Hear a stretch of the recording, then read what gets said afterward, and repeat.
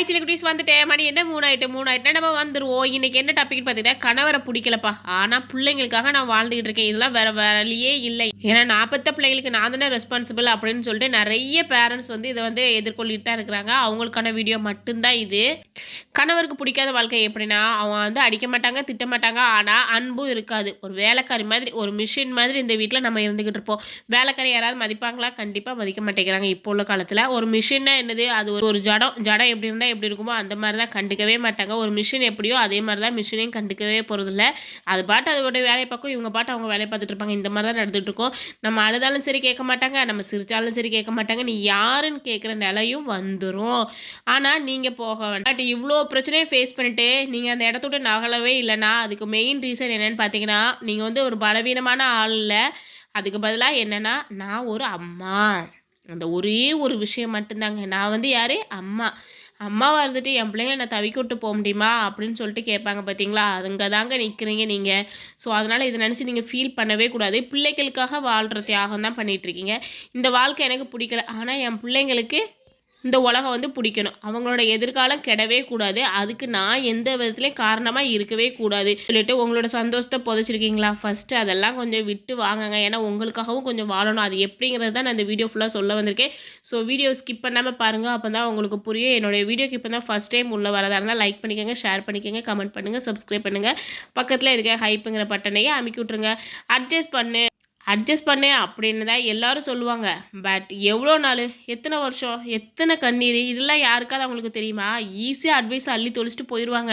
But அதில் இருக்கிறவங்களுக்கு தாங்க தெரியும் அது நரக நெருப்பை விட கொடுமையானது அப்படிங்கிறது. அதில் இருந்து வாழ்கிறவங்களுக்கு தான் தெரியும். மற்றவங்க வந்து ஈஸியாக தூரத்தில் நின்று பார்த்துட்டு பேசிட்டு போயிடுவாங்க. அக்கறைக்கு இக்கரை பச்சை.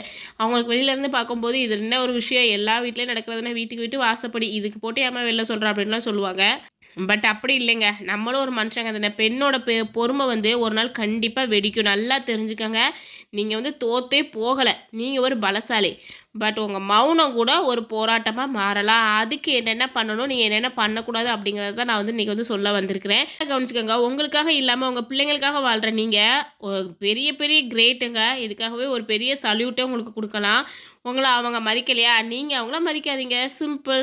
உங்களை என்ன குறை சொன்னாலும் வாயை திறக்கக்கூடாது. நீ அடித்து கேட்டாலும் சரி நம்ம வாயை திறக்க மாட்டோங்க, கூட அமைதியாக இருக்கணும். ஏன்னா என்ன சொல்கிறது, சாக்கடையில் கல் எறிஞ்சாலோ கல் நம்ம மேலே விழுந்தாலும் யாருக்கு அசிங்கம்? நமக்கு தான் அசிங்கம். அந்த நாத்தம் யாருக்கு வரும்? நமக்கு தான் வரும். ஸோ நம்ம அதை கண்டுக்காமல் விட்டுட்டோன்னா அவங்க வந்து நம்ம அதை கண்டுக்கவே மாட்டாங்க. ஏன் இப்படிலாம் வீட்டை வச்சுருக்கேன், இவ்வளோ அசிங்கமாக வச்சுருக்கேன், இன்றைக்கி ஒழுங்காக சமைச்சா என்ன அப்படின்னு சொல்லிட்டு ஏதாவது சொன்னாங்கன்னா, நான் என்ன வீட்டில் சும்மாவாக இருக்கேன், இல்லை நீ வந்து பார்த்தாரி அப்படின்னு சொல்லிட்டு பேச, சரி அப்படியா, சரி நான் பார்த்துக்கிறேன், ஓகே அப்படின்னு சொல்லிட்டு நீங்கள் விட்டுருங்க. அதை விட்டுட்டு உடனே நான் என்ன வேலைக்காரியா, நான் எவ்வளோ வேலை தான் பார்க்க முடியும்னு சொல்லாமல், அப்படியா சரி பரவாயில்ல விடுங்க நான் பார்த்துக்கிறேன், சரி அப்படின்னு சொல்லிட்டு விட்டுருங்க. நீங்கள் என்னடா இப்படி மாறிட்டீங்கன்னு சொல்லிட்டு அவங்களே நம்மளை எதிர்பார்க்கணும். அந்த அளவுக்கு நம்ம வந்து மாறுவோம். ஓகேவா? அவங்க மாறுவாங்க நம்பி. ஆனால் நம்ம வருஷக்கணக்காக நம்மள்ட்ட காத்துக்கிட்டு இருக்காதீங்க. ஏன்னா அவங்க நம்மளை கஷ்டத்தை தான் படுத்துவாங்களே தவிர கண்டிப்பாக மாற மாட்டாங்க. மேக்ஸிமம் மாறுறதுக்கு வாய்ப்பே இல்லை. ஏன்னா இவ்வளோ நாள் மாறாதவங்க இனிமேலாக மாற போகிறாங்க சொல்லுங்கள் பார்ப்போம். பட் அது நம்மளோட தவறு இல்லையே, அது அவங்களோட தவறு. அவங்க மாறுங்க, மாறாமல் போங்க. உங்களை மாற வைக்கிறதுக்கு தான் எங்கள் வீட்டுக்காரிலேருந்து உங்களை வந்து கல்யாணம் பண்ணி கொடுத்துருக்காங்களா அப்படின்னு சொல்லிட்டு நம்மளை நாமே கேட்டுக்கணுமே தவிர, நான் உங்களை மாற்றி காட்டுறேன், நான் ஒரு நல்ல புரட்சி பெண்ணாக இருக்கிறேன் அப்படின்னு சொல்லிட்டுலாம் நீங்கள் ஒன்றத்தை கிளிக்க வேண்டாம். ஏற்கனவே பிடுங்கின ஆணி நிறைய இருக்குது. ஸோ அதனால் இது வேண்டாம் நான் நினைக்கிறேன். ஸோ இதுலேருந்து நீங்கள் வெளியில் வர பாருங்கள். இதில் வெளியில் வரதுன்னா உடனே விவாகரத்து இல்லை ஓடி போகிறது இல்லைங்க. கண்டிப்பாக நான் அதை பற்றிலாம் பேசவே மாட்டேன். ஸோ என்ன மாட்டி விட்டுறாதீங்கப்பா. விவாகரத்து வாங்காமலே ஓடி போகாமலே ஈஸியாக நிம்மதியாக நம்ம வந்து சந்தோஷமாக வாழலாம் நம்ம பிள்ளைங்களுக்காக. அது எப்படிங்கிறது தான் நான் வந்து சொல்ல போகிறேன். மனசுக்குள்ளே அடிமையாக இருக்காதீங்க. ஏன்னா நம்ம அடிமையாக இருந்துட்டோம்னா நம்மளை யாருமே மதிக்கவே மாட்டாங்க. ஸோ அடிமையாக இருக்காதீங்க. நான் தான் எல்லாத்துக்கும் பொறுப்பு, நானே எல்லாத்தையும் பார்த்துக்கிறேன் அப்படின்னு சொல்லிட்டு நீங்களாக எல்லாத்தையும் வாலண்டரியாக போய் உள்ளே போய் விழாதீங்க. ஏன்னா நீங்கள் எல்லாத்துலேயும் விழுந்தீங்கன்னா அவங்க அவங்க வேலையை பார்த்து போயிட்டே இருப்பாங்க. நீங்கள் வந்து எல்லாத்தையுமே தலைமையில தூக்கி போட்டு நம்ம தான் கஷ்டப்படணும். உங்கள் சுயமரியாதையை நீங்களே மீட்டெடுங்க. யாராவது வந்து மீட்டெடுத்து தருவாங்கன்னு நினச்சிங்கன்னா கண்டிப்பாக வரவே மாட்டாங்க. ஸோ உங்களோட சுயமரியாதை நீங்களே மீட்டெடுங்க. ஓகேவா? முதல்ல மனசு வெளியே வரணும். இதுதான் மெயின் பாயிண்ட். இனிமேல் வர்ற 5 பாயிண்ட்டுமே ரொம்ப ரொம்ப முக்கியமானது உங்கள் லைஃப்பில். ஸோ நீங்கள் வந்து கரெக்டாக அதை தெளிவாக கேட்டுக்கோங்க. கண்டிப்பாக இது வந்து நல்லதாகவே நடக்கும். இது உங்களோட சகோதரியாக, உங்கள் கூட ஃப்ரெண்டாக இருக்கிற ஒருத்தியாகவே நான் சொல்கிறேன். ஸோ இந்த 5 படியே நீங்கள் வந்து கரெக்டாக தெரிஞ்சுக்கிட்டாலே போதும். நமக்காகவும் வாழலாம், நம்ம பிள்ளைங்களுக்காகவும் வாழலாம். ஓகேவா? ஃபஸ்ட்டு படி, உன்னோட வலியை வந்து மறைக்காதீங்க. தயவு செஞ்சு யார்கிட்டையுமே மறைக்காதீங்க. அதுக்காக உங்கள்கிட்ட போய் எல்லாத்தையும் போய் சொல்லு அப்படின்னு சொல்லலை. உங்களுக்குன்னு முக்கியமாக நம்பகத்தன்மையானவங்களாம் இருப்பாங்க பார்த்தீங்களா, யாராவது ஒருத்தர் 2 பேர், அவங்ககிட்ட மட்டும் சொல்லுங்கள். உங்களோட கஷ்டத்தை பார்த்து சந்தோஷப்படுறவங்ககிட்ட நீங்கள் வந்து தப்பி தவறி கூட நீங்கள் கஷ்டப்படுறேன்னு சொல்லிட்டு சொல்லாதீங்க. இன்ஸ்டாலலாம் ஒரு ரீல்ஸ் வரும் தெரியுமா, நம்ம நல்லா இருக்கமோ இல்லையோ பட் நம்ம வந்து சிரிச்ச மாதிரியே ஸ்டேட்டஸ் வைப்போம், பார்க்குறவன் கடுப்பாகி சாகட்டும் அப்படின்னு சொல்லிட்டு சொல்லுவாங்க.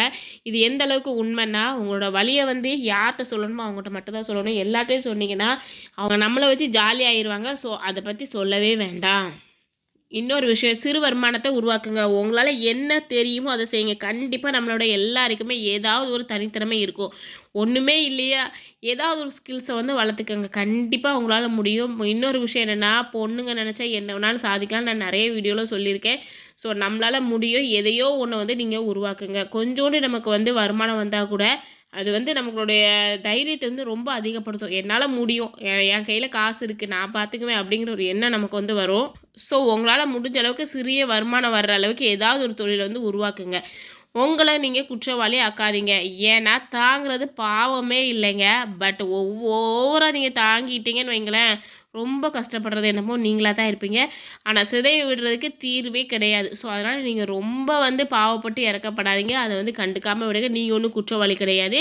ஒரு தப்புன்னு இருந்தால் முக்கியமாக 2 பேர் இருப்பாங்க, 2 பேரை விசாரிக்கிறது தான் கரெக்டு. ஸோ நீங்கள் உங்களை நீங்களே தாழ்த்திக்காதீங்க. 4வது, பிள்ளைங்கிட்ட உண்மையான ஸ்ட்ரென்த்தை காட்டுங்க. ஓகேவா? அமைதியாக தாங்கிறது ஒன்றும் அம்மா கிடையாதுப்பா. தன்னம்பிக்கை உள்ள அம்மா நான் உன்னோடது அப்படின்னு சொல்லிட்டு நீங்கள் வந்து சொல்லணும். அதை வந்து செய்முறையிலையும் காட்டணும். இல்லை நான் வந்து கஷ்டப்பட்டுக்கிட்டே இருக்கேன் நீங்கள் சொல்கிறத விட நான் தன்னம்பிக்கையாக இருக்கேன்டா, தன்னம்பிக்கையாக இருந்து உங்களை நான் வந்து வளர்த்துக்கிட்டு இருந்தேன். உங்கள் அப்பா வந்து நமக்கு ஒன்றுமே செய்யாட்டாலும் நான் உங்களை வளர்க்குறேன்னு சொல்லிட்டு உங்களோட செயலில் காட்டுங்க. சொல்லில் காட்டுறீங்களோ இல்லையோ உங்களுடைய செயலில் காட்டுங்க. நம்ம பிள்ளைங்க கண்டிப்பாக வளர்ந்து நம்மளை வந்து நல்லா பார்த்துக்கிற ஒரு நாள் வரும். நம்ம அதுக்கு வந்து தயாராகிக்கிட்டே இருக்கணும். லாஸ்ட் பாயிண்ட்ப்பா, பயப்படாதீங்க. தனியாக நிற்க பயமாக தான் இருக்கும். பட் உடஞ்சி வாழ்கிறது அதை விட ரொம்ப ரொம்ப ரொம்ப ரொம்ப பயங்கரம். ஸோ அதனால் தனியாக நிற்க பயப்படாதீங்க. ஓகேவா? எந்த காரணத்துக்கும் நீங்கள் பயப்படாதீங்க. உங்களால் முடியும் அப்படிங்கிறத நீங்கள் ஃபஸ்ட்டு நம்புங்க. இதுக்கு தான் நான் இவ்வளோ சொல்லிகிட்டே இருந்தேன். உங்களுக்குன்னு ஒரு வருமானம் இருந்தால் இன்னொரு தைரியம் வரும். உங்களை நீங்கள் வந்து குத்தவாளி ஆக்காதீங்க. பிள்ளைங்கக்கிட்ட உண்மையான ஸ்ட்ரென்த்தை காட்டுங்க. பயப்படாதீங்க. ஓகேவா? லாஸ்ட்டாப்பா, இப்போ நீங்கள் ஒரு இருட்டறையில் பூட்டியிருக்கீங்கன்னு வைங்களேன். பட் அந்த கதவு பூட்டப்பட்ட சாவி இருக்குது பார்த்தீங்களா, அது உங்கள் கையில் தான் இருக்குது. அது மாதிரி தான் உங்கள் லைஃப்பும். இப்போ உங்கள் லைஃப் வந்து ஒரு இருட்டாக இருக்குது, ஆனால் சாவி உங்கள் கையில் தான் இருக்குது. அதாவது உங்களோட முடிவு வந்து உங்கள் கையில் தான் இருக்குது.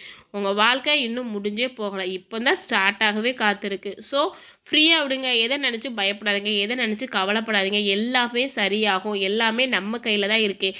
நம்மளை மீறி எதுவுமே நடக்காது. ஆண்டவனே நம்ம பக்கம்டா, போடா பார்த்துக்கலாம் அப்படின்னு சொல்லிட்டு நீங்கள் தான் உங்களை நம்பணும். பிள்ளைகளுக்காக வாழ்கிற நீங்கள் உங்களுக்காகவும் ஒரு நாள் வாழ தகுதியானவங்க தானே. சொல்லுங்கள் பாப்போம். ஆமாண்ணா ஆமான்னு சொல்லிட்டு நீங்கள் கமெண்ட்டில் சொல்லுங்கள். நானும் எத்தனை மக்கள் நம்மள மாதிரி இருக்கிறாங்கன்னு சொல்லிட்டு நான் தெரிஞ்சுக்கிறேன். ஏன்னா இது மாதிரி நிறைய பொண்ணுங்க வந்து தன்னுடைய கஷ்டத்தை வந்து வெளியில் சொல்ல முடியாமல் தனக்குள்ளே பூட்டி வச்சுட்டு அழுதுகிட்டு இருக்காங்க. ஃபஸ்ட்டு அழுகாதீங்க. எதுக்காக நம்ம அழுகணும்? நம்மளையே அழுக வைக்கிறதுக்கு ஒரு ஆள் இருக்கும்போது நம்ம அவங்கள அழ வைக்கிறது பெரிய தப்பே கிடையாது. ஸோ நீங்கள் எதை நினச்சி கவலைப்படாமல் ஃபீல் பண்ணாமல் சந்தோஷத்தை மட்டும் கொண்டு வாங்க. நம்மளை பார்த்து நம்ம பிள்ளைங்க வந்து ஸ்ட்ரென்த்தாக வளரணும். இது மட்டும்தான் நம்மளோட டார்கெட்டாக இருக்கணும். ஓகேவா? இந்த வீடியோ உங்களுக்கு பிடிக்கும் நம்புறேன். பிடிச்சா லைக் பண்ணுங்கள், ஷேர் பண்ணுங்கள், கமெண்ட் பண்ணுங்கள், சப்ஸ்கிரைப் பண்ணுங்கள். இதே மாதிரி இன்னொரு யூஸ்ஃபுல்லான வீடியோவில் நாளைக்கு நான் உங்களை பார்க்குறேன். போய்ட்டு டாட்டா பாய்மா.